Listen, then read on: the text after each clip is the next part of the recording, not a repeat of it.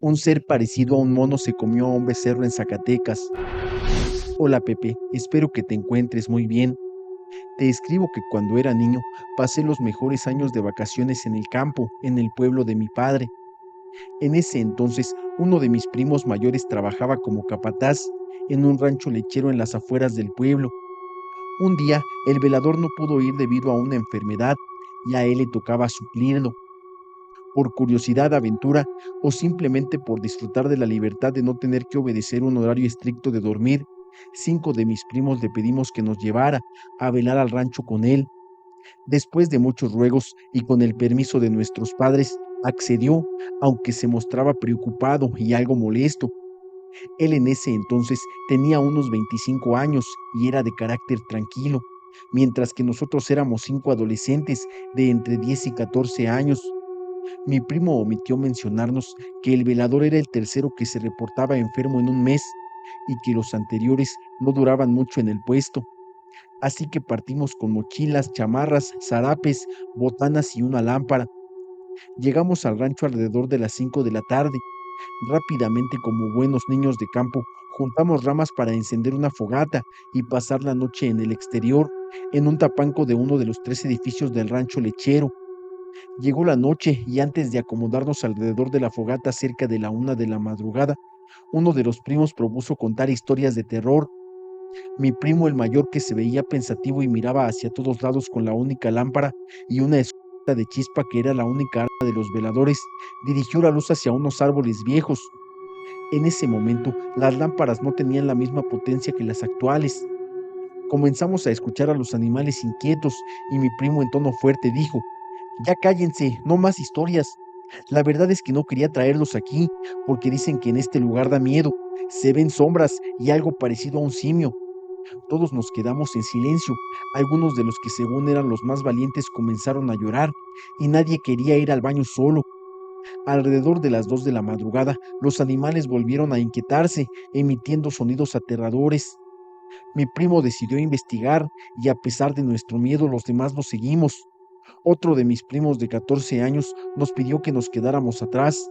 Mientras mi primo mayor encabezaba la expedición, nos adentramos en la oscuridad. Al llegar al corral de las vacas con crías, presenciamos algo que heló mi sangre y me llenó de terror.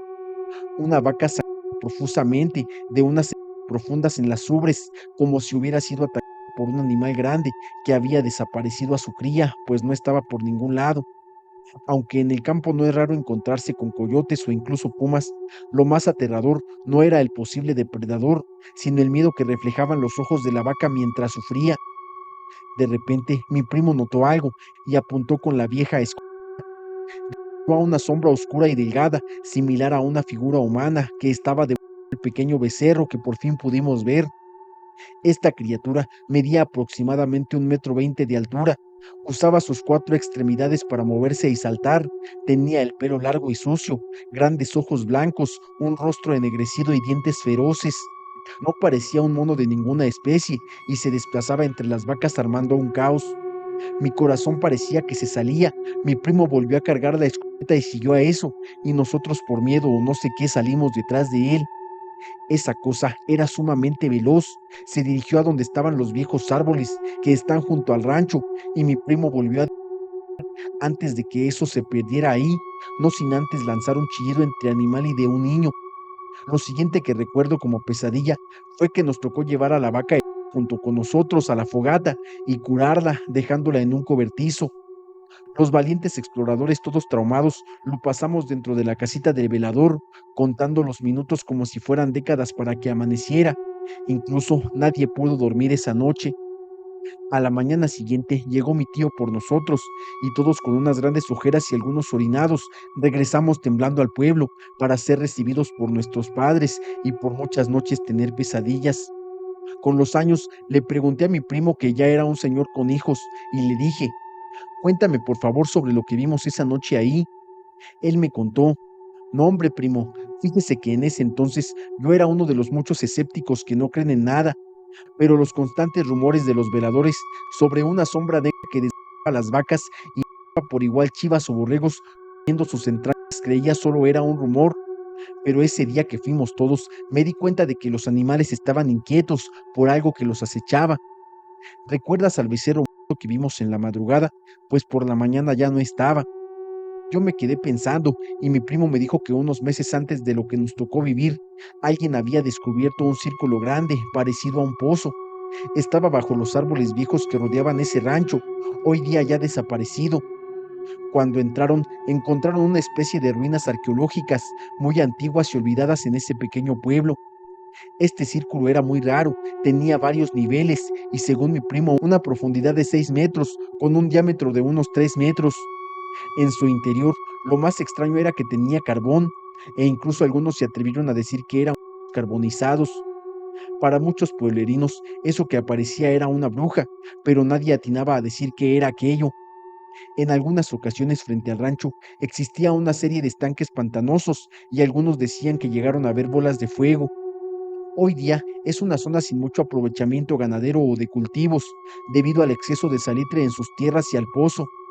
Alguien se llevó las piedras labradas y eso dejó de aparecerse algunos años después de que mi primo renunciara a ese trabajo, pero realmente no sabemos qué pudimos haber visto esa noche. El nahual protector de mi pueblo. Hace aproximadamente 18 años llegué a vivir con mi pareja en una colonia que apenas comenzaba a poblarse. En ese lote solo estábamos nosotros y enfrente teníamos unos vecinos. Recién nos mudamos, la casa tenía techo de lámina. Recuerdo que esto que vivimos fue alrededor de 2 días después de habernos instalado. Ya era de noche y nos estábamos preparando para dormir. Serían aproximadamente la 1 de la madrugada cuando escuché desde la recámara algo que parecía ser alguien intentando entrar a la casa. La puerta era de madera y tenía un seguro por dentro, pero no sabía si debía despertar a mi pareja. Pasaron unos segundos y dejé de escuchar el ruido. Fue entonces cuando algo trepó al techo de manera clara y se sintió muy pesado. El sonido fue tan fuerte que despertó a mi pareja, quien también se sorprendió por lo pesado que caminaba la presencia sobre el techo. Notamos que se movía desde el inicio hasta el final de la casa, hasta que finalmente escuchamos como si hubiese brincado. Por el miedo no le dimos importancia y nos dormimos. Al otro día todo estaba normal y al platicar con los únicos vecinos que había, les contamos la situación y nos dijeron que era un nahual, pero que no tuviéramos miedo, pues solo había venido a darnos la bienvenida, ya que era el guardián de la zona. Además, nos contaron que cuando ellos llegaron les sucedió lo mismo. Sin embargo, ellos sí salieron a ver qué era. Se encontraron en la entrada de su casa un perro de tamaño descomunal, color negro, lo cual no se veía muy bien por la oscuridad de la noche. A pesar de intentar espantarlo, el perro no se iba. Finalmente le arrojaron una piedra y comenzó a correr de un lado de su cabeza. Entonces se retiró. Al día siguiente, mis vecinos iban por un sembradío y se encontraron con un hombre, quien al verlos les preguntó por qué lo habían lastimado. Les mostró una herida en la cabeza, justo donde habían herido al perro la noche anterior.